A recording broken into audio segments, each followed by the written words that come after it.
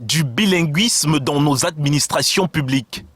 De nombreux usagers, dont la ville de Douala, continuent de dénoncer une mise en œuvre non effective de celui-ci. En général, il n'y a pas la pratique, on ne ressent pas une pratique du bilinguisme. Il y a des administrations où vous arrivez, si vous saluez en anglais, parfois on ne vous répond même pas.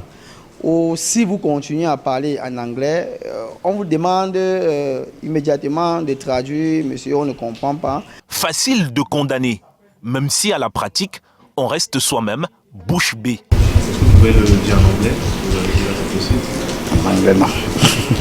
Entre-temps, l'emploi de l'anglais et du français à la préfecture du département du Vouri s'impose de lui-même et s'illustre de plusieurs manières. J'ai des dossiers qui sont en anglais et je vous assure que la réponse sera aussi faite en anglais. Déjà le timbre de l'administration ici est autant en français qu'en anglais. Une fois qu'il m'a salué en anglais ou bien que je ressens son accent, je passe à l'anglais. C'est vrai que mon anglais lui-même n'est pas très bon, mais il est assez bon pour qu'il puisse me comprendre et que moi je puisse le comprendre. Vous pouvez vous rapprocher de mon registre. J'écris la date du jour en anglais.